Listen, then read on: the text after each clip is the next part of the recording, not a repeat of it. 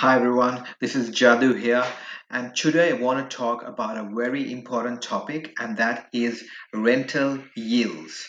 Now, before we get into this, let's see what a rental yield is. A rental yield is the rent per week multiplied by 52, so you get the total rent per annum, and divide that by the purchase price. So that is the gross rental yield, right? But then we have expenses associated with the property, expenses like insurances, council rates, property management fees, and so on. So the rental yield that comes after the deduction of these expenses is called the net rental yield. So the net rental yield is the total annual rent deducted away all expenses divided by purchase price expressed as a percentage. So that gives you the actual rental yield that you are getting, right? So most of us, we tend to look at the gross rental yield only and ignore the net rental yield. Okay, so that sometimes becomes an issue because gross and net rental yields could vary from area to area. In some areas, you'll find that gross rental yields are very high, but the net rental yields drop because of higher expenses. In other areas, you'll find that the gross is not so high, but because the expenses aren't high either, the net doesn't drop too much. So in the end, you might get similar yields as the area that had the higher rental yield in the first place. So it's very important for us to really deep dive deeply into this topic of rental yields and understand different yields in different areas, different expenses in different areas before we make a conclusion that one area is better than the other in terms of rental yields. So I've prepared some numbers from different areas in Australia, from different states, looking at the gross rental yields and the net rental yields to see what the actual picture looks like. So let's look into this. Okay, so we're looking at gross rental yields and net rental yields across different parts of Australia. So how this is being done is that we're looking at freestanding houses under 600K on a decent block of land. So we are looking at entry price levels at each one of these areas and then looking at their gross rental yields and net rental yields. So over here, you can see the typical purchase price, or rather the entry level purchase price into these areas. The next column is the rent per week. Then we have the total rent per annum. And then, of course, the gross rental yield, which is the total rent per annum divided by the purchase price. And then we have all the expenses which are related to the property, which is the council rates and the water rates.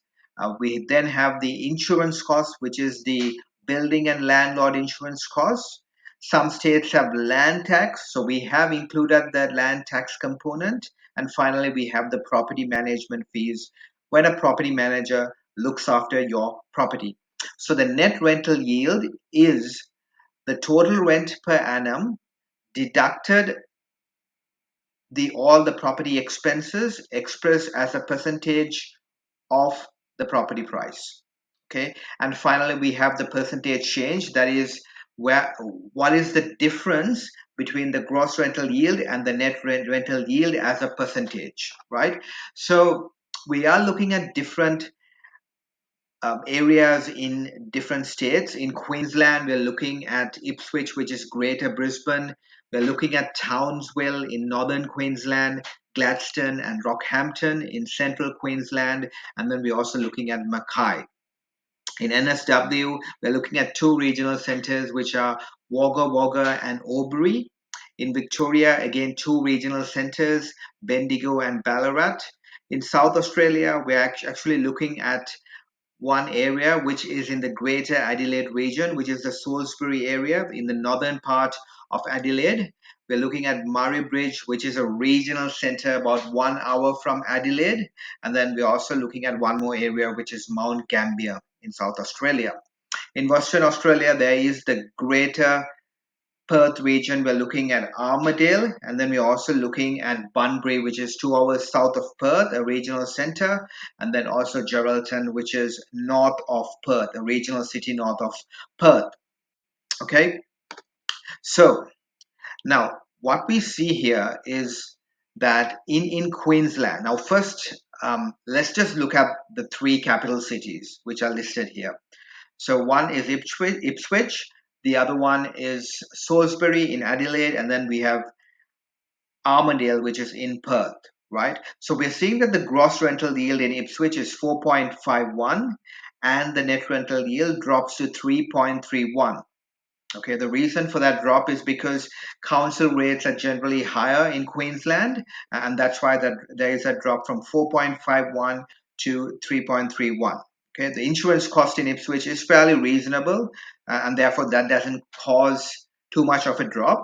The main drop is coming from the higher council rate and the water rates. Now, Adelaide, we're seeing that the gross rental yield is around 4.8 here, and the net rental yield is not too bad at 3.92, and that's because it hasn't dropped too much because the council rates and water rates are low. We are seeing that the insurance costs are fairly low, and because both these costs are low, there is not too much difference between the gross and the net rental yield. And finally, we're looking at Perth here, the Armadale region, where we have a gross rental yield of 5.20 that drops to 4.02, which is the net rental yield. Council rates and insurances are pretty standard. It's not as low as in Adelaide. It's quite reasonable. The council rates is 3,000 in Perth, roughly.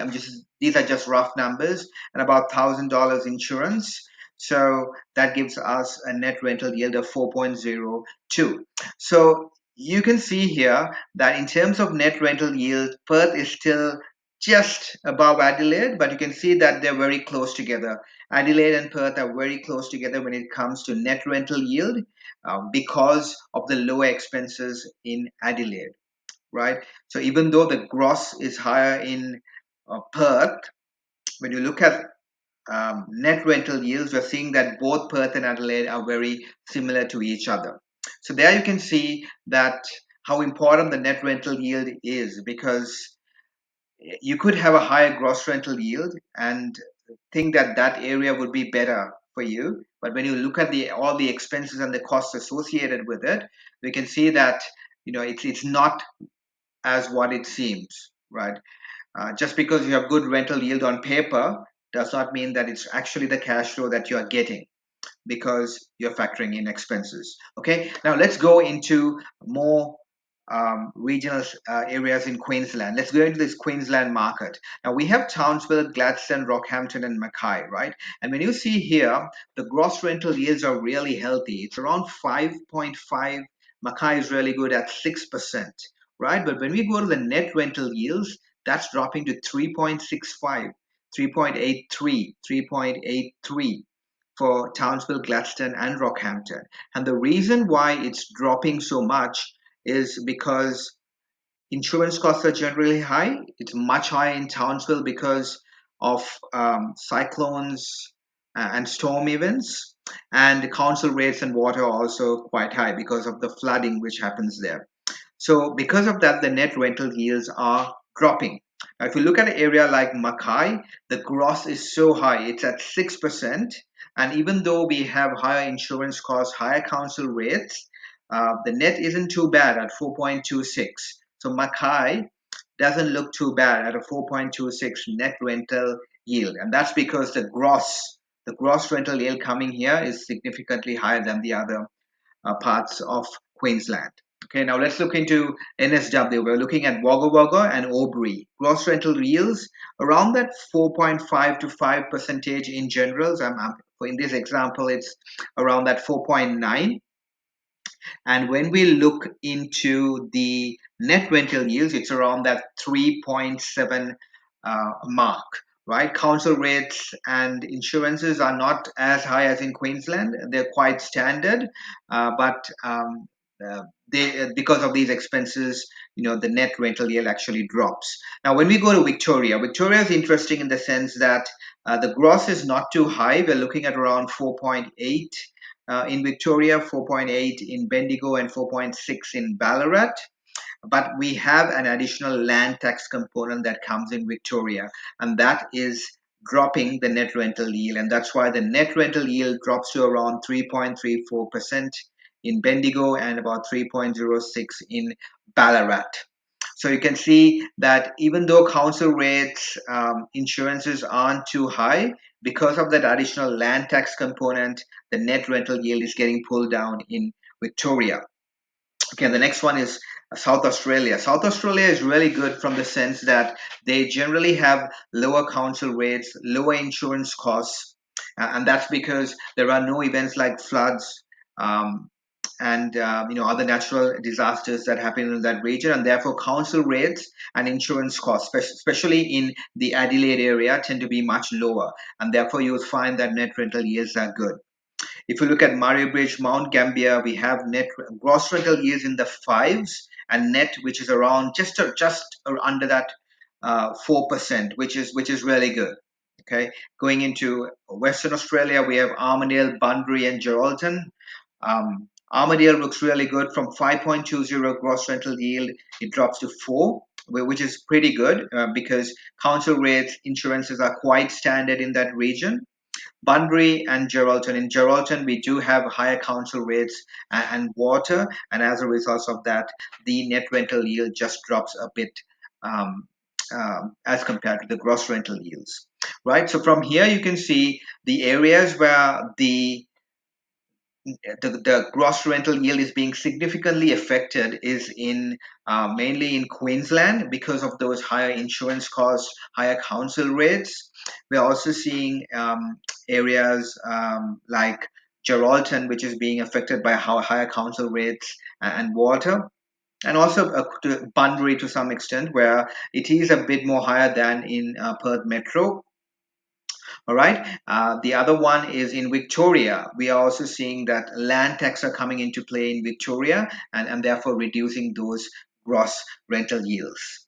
What we saw is that in Adelaide, the overall expenses are lower because of lower council rates and insurance costs, and therefore the net rental yields tend to be really good and on par with areas with higher gross rental yields, like for example Perth, right? So this one pretty much sums um, different areas in Australia's and um, gives you an idea about the net rental yields in different areas. So when you're buying a property, it's very important to take into account the net rental yields. And I hope this gave you a good comparison of the different areas in terms of net rental yields. So when you look at net rental yields, you can see a different picture here. You might have thought that Western Australia, Perth, has the highest rental yield, but from here you can see Adelaide isn't too far away as far as net rental yields are concerned, right? So always look at the bigger picture, look at the expenses,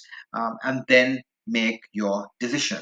I hope you found that useful. I'll be producing more content like this. I hope you can just like and subscribe to my channel, and that will really help me produce more and more content like this, which would help you. So that's it from me.